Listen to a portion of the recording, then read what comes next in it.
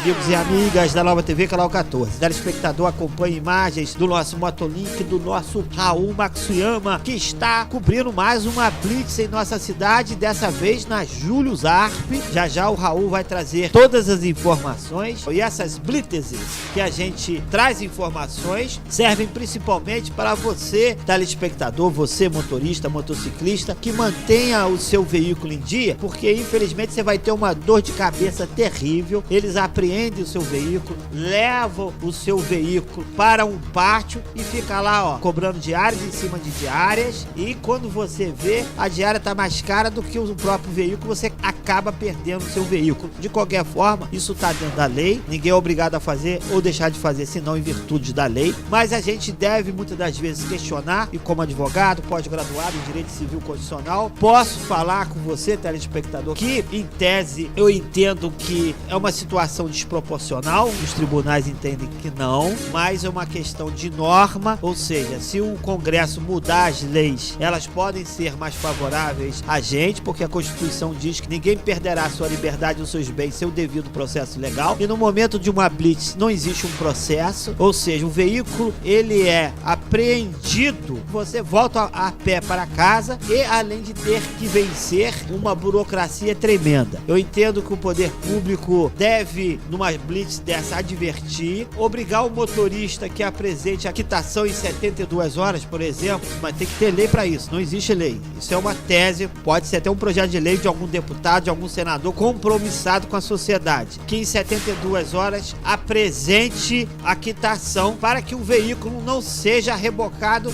na casa da pessoa. Não tirar o veículo de maneira abrupta e a pessoa sair a pé. Eu acho isso uma violência em relação ao patrimônio terrível, mas de qualquer forma, por enquanto é a regra do jogo, é assim que funciona, mas eu estou fazendo uma visão um pouco mais à frente, uma visão jurídica, uma visão da minha formação jurídica e pensando num bem comum da sociedade. Mas a realidade hoje é outra aí. Os veículos são apreendidos, muitas das vezes é questão de atraso de IPVA. Se o veículo estiver com um problema referente às condições, ou seja, pneu careca, o veículo não tem condições de rodar, ou seja, coloque em risco o trânsito, aí não tem que ser apreendido. Mas se for a questão do atraso do IPVA, eu entendo que deve ser notificado em 72 horas, apresentar a quitação sob pena de busca e apreensão do veículo na residência da pessoa, onde quer que esteja. Isso seria uma coisa menos traumática, Raul Matsuyama, mas não é a regra do jogo hoje em relação à normatização.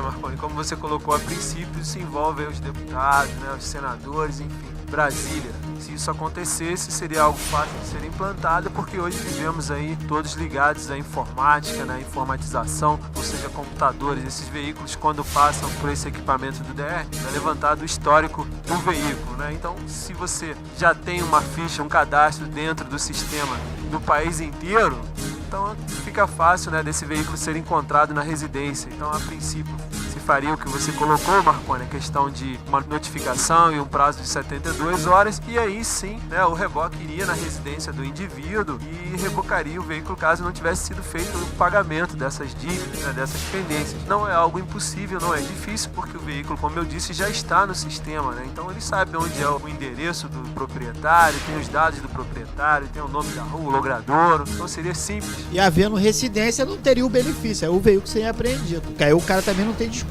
Afirmativo. Mas o que acontece hoje, né, dentro da lei, é que o veículo é apreendido, né, se recebe uma multa, o dono do veículo recebe uma multa por estar irregular, tem que pagar a documentação que está irregular, tem que pagar o reboque e ainda paga o tempo que o carro fica dentro do pátio, né, dentro do local para onde ele é levado. E essa diária, Marconi, eu levantei aqui com outros estacionamentos do município, estacionamentos particulares, ela chega a ser 3 vezes maior do que uma diária no estacionamento com informática, com segurança dentro da cidade, no centro da cidade. Então isso mexeu bastante conosco. Então eu queria que você trouxesse essa questão, que é importantíssima, para que a gente possa fazer um paralelo. Eu vou pedir agora o Samuel, o nosso editor, para mostrar os números na tela, e o Raul vai falando da desproporção.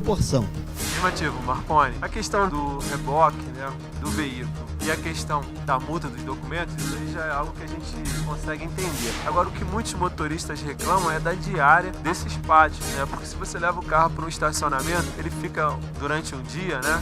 Essa chamada diária, período de 24 horas, ele fica em torno de R$22, R$24.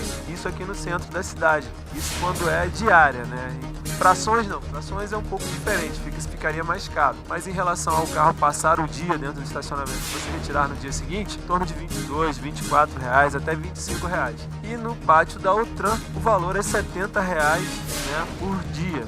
Então é algo que os nossos condutores aí não entendem essa diferença, tendo em vista que é um estacionamento. O carro não passa por nenhum tipo de tratamento no momento em que é colocado dentro desse pátio. Ele simplesmente está guardado, ou seja, as pessoas não têm o acesso ao veículo, né? Não existe uma cobertura nesses pátios também. Os carros estão ao relento, né? No tempo, céu aberto, porém estão em locais seguros. Ninguém mexe no carro, ninguém arranha, ninguém furta nenhum utensílio desses veículos, mas só que o estacionamento custa R$70. Chega a quase R$71, Marconi. Então isso fez com que os motoristas se perguntassem por quê. E através da Nova TV Canal 14, que é sempre uma pioneira, eles fazem essa pergunta, essa indagação aos nossos poderes aí, o porquê do preço dessas diárias. É realmente uma situação que deve ser questionada. Eu sei que o motorista, quando tem o veículo rebocado, muitas das vezes ele fica mais preocupado em relação à burocracia para retirar o seu veículo, porque ele sabe que são tantas certidões, são tantos nada consta que ele tem que apresentar, aquilo vira uma bola de neve, e realmente não conheço ninguém que saia depois de vencer essa montanha burocrática de bom humor.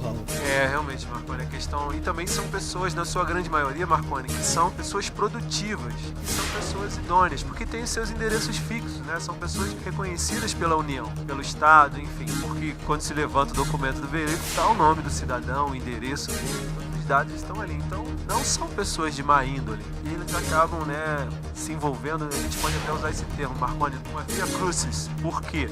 Vão ao Detran, vão à Polícia Militar, ao nosso 11º Batalhão, depois voltam ao Outram, e aí agora com esse estacionamento em Córrego Dantas, que é bem longe do centro da cidade, antes era em Olaria, né? Então, que é bem longe do centro da cidade, tem que vir a Córrego Dantas. Nós temos aí, né, lembranças até muito tristes e dramáticas de Córrego Dantas no que diz respeito à tragédia, e o cidadão trabalhador, o cidadão produtivo acaba tendo que vir aqui e relembrar desses fatos, e também estar numa situação aí que o deixa triste, porque é o seu veículo, porque é o seu bem, porque é o seu meio de trabalho, ou até mesmo o seu meio de lazer, depois de ter trabalhado, depois de ter produzido, depois de ter contribuído com a cidade, com o estado e com o país, por um país melhor.